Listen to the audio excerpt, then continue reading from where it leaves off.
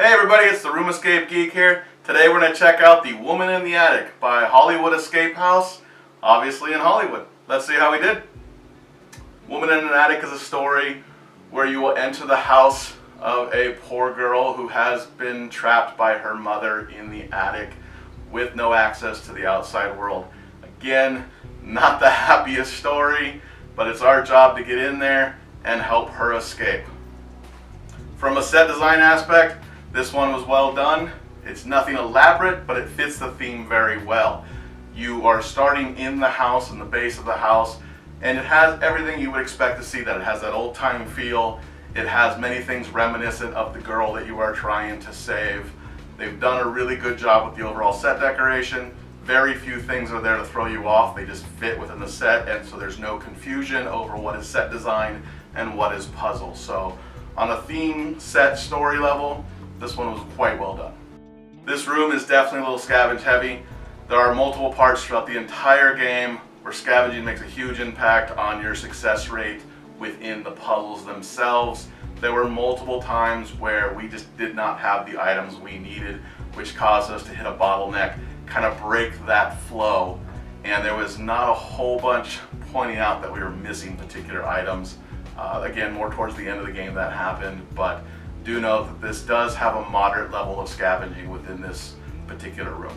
From a physical puzzle aspect, pretty much non-existent in this room. There were a couple places where it would help to have a little bit of a taller person within your group because there is some reaching, but do know they give you some ways around that if needed. So nothing where you're trying to manipulate puzzle pieces or things of that sort, but do know that there are some aspects that kind of break the rules of standard escape rooms. Really good mix of abstract and straightforward puzzles in this room. There were a couple where we thought we had the answer, it looked like it should have been straightforward, and then there were certain things that required us to kind of connect multiple pieces to find that abstract answer. I love that. I love multi-layered puzzles like that, and there are a couple of those within this room. Not really beginner friendly as much at that point, but for the enthusiast, for the intermediate person looking for some kind of a challenge, this definitely is a more challenging room because of the multi-levels, and it's because of the extra scavenging that's required in some cases. Nothing overall unique as far as puzzle design goes here. I will say that there were some puzzles that actually, the way they were presented felt somewhat unique.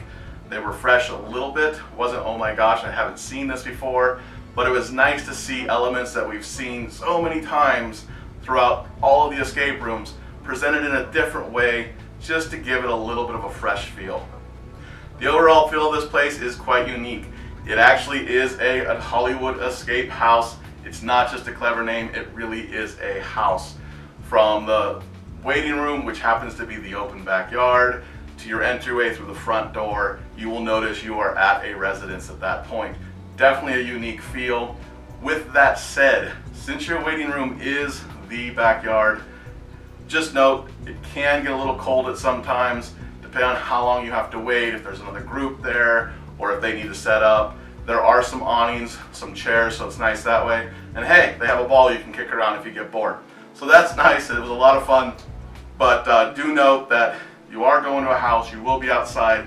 Parking is a little difficult because you're kind of in a business/residential area. They do not have parking dedicated to that particular location. It is just street parking or residential parking. So the standout here for us was the GM, Dan. He was fantastic. He is proof positive that a GM can make or break an experience. Fortunately, our team has not experienced that negative GM who has actually knocked it down for us, but Dan really took it to the next level. These rooms are good for sure, Woman in the Attic being better than their other one that they currently have, but Dan really took it to the next level. We were frustrated a little bit by this point. It was our second room of the night. We kept hitting brick walls, and we like to make jokes within a room because, hey, we're there for some experience, we're there for memories, we're there to laugh. So we were making jokes. Dan chimed in with the hit system. I know this would break immersion for some people. For us, timing was perfect. We laughed. We actually made jokes specifically to include him in them. and really had a heck of a time. It almost felt like a fifth member in the room with us, and we welcome that in this particular case. So if you get a chance to go there and Dan's there, definitely know you've got a GM that's paying attention, and you've got someone who loves escape rooms. He plays them just as much as he actually does the GM actual work, and really somebody that has a passion for this industry, and it's just a lot of fun and a lot of fun to talk to. Would I recommend Woman in the Attic? You bet. It's a great room, it's a fantastic GM, it's unique in a sense. There are some things, like I said, that make it stand out just a little bit, but it's definitely on the higher side of average. It is not a top room, it's not going to be a 60 out grandma's master plan or something of that sort, but it is a great room, and I highly recommend it for beginners, intermediate, and enthusiasts, with the caveat that beginners go with an enthusiast. You're just a beginner, these rooms may be too difficult, and I don't want you to get turned off to the hobby because you feel that the puzzles are harder than something that you can tackle. It comes with experience, it comes with teamwork, and it's something you'll definitely get to, but I highly recommend this room for everybody.